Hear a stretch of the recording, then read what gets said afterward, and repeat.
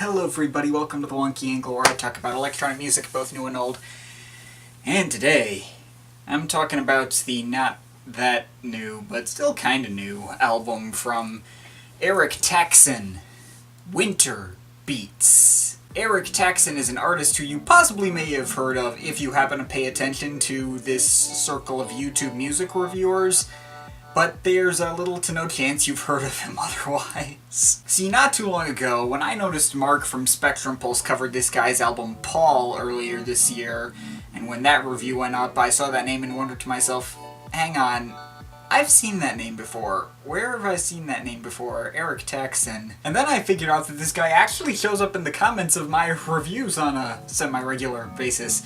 So, yeah. Hi. Now since then, this guy has captivated my interest, although I hadn't really had the time to sit down with any of his music, and I figured it was going to be a kind of substantial undertaking because, well, how should I put this? On Bandcamp, he has 19 releases so far as of making this video, and all of them were released after I started reviewing. Yep, this guy's really freaking prolific.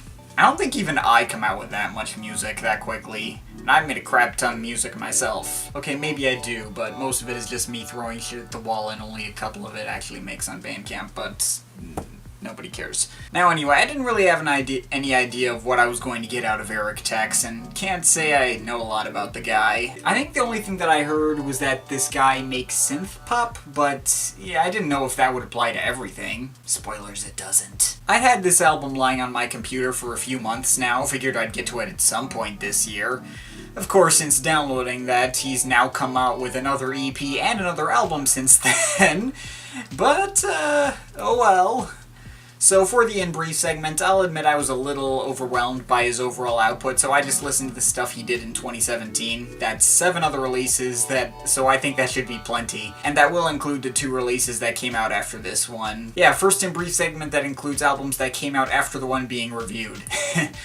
What you gonna do? I guess I'm now going to go down part of his discography so far, just the 2017 stuff.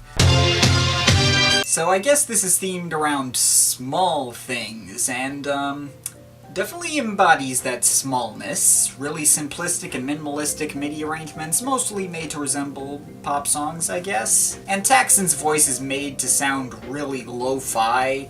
There's good variety on this thing, actually. There's a rap track called Small Minds Think Alike. There's a straight piano track called Small Piano. There's a mini cover of Carmen's Overture called Small Reminders, Why Not? It is a bit of a mixed bag, admittedly. I don't think it's really my thing overall, and I think there was one track with some badly tearing audio. That might have been a download issue, but But if you want some super low-key and minimalistic lo-fi synth pop, then give us a shot. Oh shit, got a pretty cool vaporwave thing here, and it's actually good vaporwave. I don't recognize the samples, and thank you for actually getting the point of vaporwave, being about just sounding good and creating atmosphere, and it can allow me to forget that what I'm listening to is just manipulated samples. I didn't have high expectations for this given the album cover, but yeah, thumbs up on this. Okay, this is a rap EP with noisy experimental beats and a crap ton of self-referencing lyrics.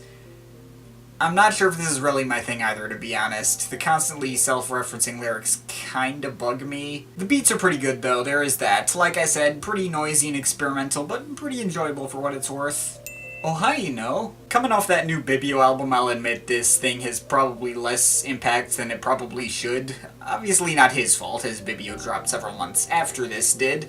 But as far as Eno homages go, this is some good stuff. Some good variety here. I know it's one track, but it's really like 6 or 7 tracks in one. And actually, to be real, it does a better job of setting itself apart from Eno than Bibio did. So yeah, give this a shot if you're in the mood for some straightforward ambient stuff, which I am on a semi-regular basis, so yeah, this one might be a keeper for me. So now we've come back around to synth pop again. It's very introverted release with lyrics that seem to be about being gay, and it sounds like Boards of Canada half trying to make an Erasure album. That sounds weird, I know, but it works a lot better than I just made it sound. Got a lot more variety and much better production than the Anthill. There are some moments, like Climax, that I didn't really care for.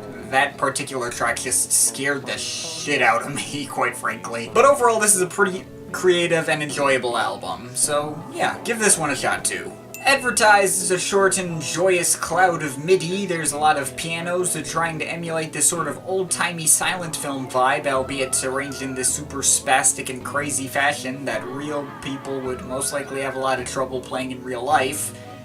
It's nothing mind-blowing, to be honest, but it's a cool idea. Yeah, I'll be honest, I was planning on making this the album I focused on in this video, since this is most recent, but after a few listens, it became clear to me really fast that I am not the right person to review this. Like, this album took a much louder, more intense and noisier approach than his other stuff, and it freaked me the hell out, quite frankly. I mean, there's a dig at Taylor Swift on one track that I thought was pretty funny. There are some pretty catchy tracks like Head and Rockefeller that are pretty fun despite how crazy they can get, but there are also tracks like The Time We Have, where he raps about how he makes music to impress Mark from Spectrum Pulse over a raw and crazy beat that reminds me of Bjork's Declare Independence from Volta, and I was heavily getting that "this is not your business, get out of here" feeling in the back of my head. Even if I do kinda relate to what he's talking about being an obscure Bandcamp artist myself. I mean, check this thing out if this sounds appealing to you. I know some people like this kind of more raw and aggressive stuff, but it is really not my thing, sorry. Which brings us to here. So, all that aside, over the course of these 8 releases I heard, Eric Taxxon has constantly been reinventing himself to sound like almost a completely different artist. And again, I've only heard his stuff in 2017, I'm sure there's even more variety in the rest of his back catalog. As I mentioned, I was planning on making this video about his most recent album, The Art State, but that didn't go too well. I don't like making negative reviews of obscure artists like that, as I don't want to drive away people. Not that The Art State was bad, just not the kind of music I typically enjoy. So I switched gears entirely and changed the review to instead focus on what was easily my favorite of the albums I heard from him, and the one I've been meaning to listen to the longest, Winter Beats. It's advertised as a wintry album for when life feels meaningless, and hey, that's perfect timing for me. It's December, things are starting to get icy and miserable, I'm losing faith in humanity.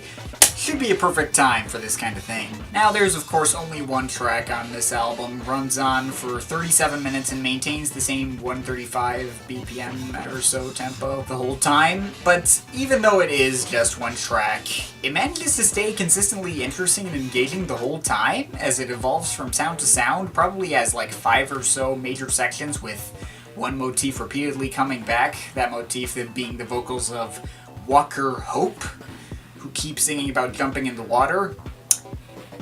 Probably a really bad idea to jump in any water during the wintertime if you ask me, but whatever. Doesn't change the fact that I'm probably gonna have this hook stuck in my head for a while. Jump in the water to see what I can see. Jump in the water, da, da, da, da. I feel like this could have benefited from a female singer. Like, the melodies that Walker Hope sings during these sections are giving me like these CNC Music Factory or D-Light kind of vibes, but then again, I understand he probably did not have the resources to pull that off. I was actually kind of surprised he didn't handle the vocals himself, to be honest, but whatever. Now, in general, I know this album is advertised as having a wintry vibe, and this is maybe the one thing I'm not sure if I agree with. I mean, Taxxon lives near San Francisco, so I guess winter may have a different connotation to him than it does to me, but I'm from Chicago, and when I think of winter, I think of everything being gross and miserable. I think of scraping ice off my car windshield and shoveling snow and freezing my ass off.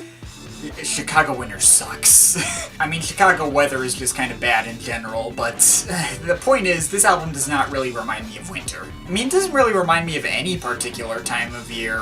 Sure, it has colder synth tones, but it's really happy and cheery for the most part. There are even parts that kind of have like this summery disco vibe. And while I'm at it, ironically, his Summer Drones album I think might have reminded me more of winter than this did, being such more melancholy and ambient. I'd almost think by these albums that he lives in Australia or something, but I digress. It doesn't really come into play with my personal enjoyment of this thing, so forget it. As I was saying before, there's a lot of different sections to this album, though it moves along pretty seamlessly.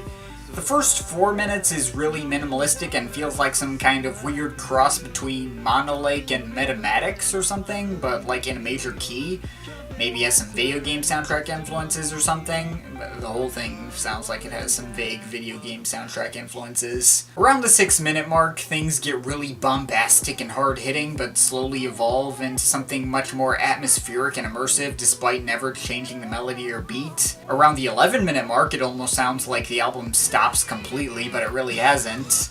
There's like vague clicking in the background, and it just kinda picks right back up and ends up transitioning into this section with a ton of acoustic drums that make it sound like the Chemical Brothers. At 15 and a half minutes or so, we switch over to this like new disco future funk kind of sound with lots of chopped up samples from Rena Scott, but then gets more minimalistic again and sounds maybe kind of like Zerka, maybe? I don't know. I feel like he's made something that kind of sounds like this, but I don't remember. It's been a while since I've listened to him. At the 19-minute mark or so, there's a lot of this experimental, not quite dubstep-y sound with all these harsh, flanging atonal synths, like... But in other parts of this section has like a more random album title kind of vibe. And then after that, there's another super minimalistic section that reminds me of the track Black Screen from that new LCD Sound System album, even though this actually came out first. This part is much more cheerful than that track though, once again, as it kind of grows in this nice little micro house kind of thing. And at the end, it shifts over to an Eric Prydz kind of vibe, albeit not quite as over the top, while combining it with echoey samples of Brandy Clark at the very end. And the last couple of seconds has the kick drum from the very beginning fading back in case you want to put the whole thing on loop, which is pretty cool. Like I said, there's so much cool stuff in this album despite only having one track. I mean, obviously it's not reinventing the wheel here and going out to create something unlike anything I've ever heard before. It's just parading through lots of different sounds and electronic music that I already like, and it's just a ton of fun from front to back. It's excellently constructed, maybe a couple of sections that could have been mixed better, but whatever, I'm nitpicking. Point is, Winter Beats was a really enjoyable album, possibly even year-end list honorable mention material or something. Maybe. Taxxon was telling me I was going to really like this several months ago when it came out, and what do you know, even though it took me several months to actually get to it, great stuff, man. Sorry it took this long to get to it, and I'm overall feeling an 8.3 out of 10. But of course, this is just my opinion. You can feel free to disagree with it, but I'd like to hear your thoughts, so leave the comments in the comment thing down there. But yeah, that's pretty much it. That's all for today. See you next time.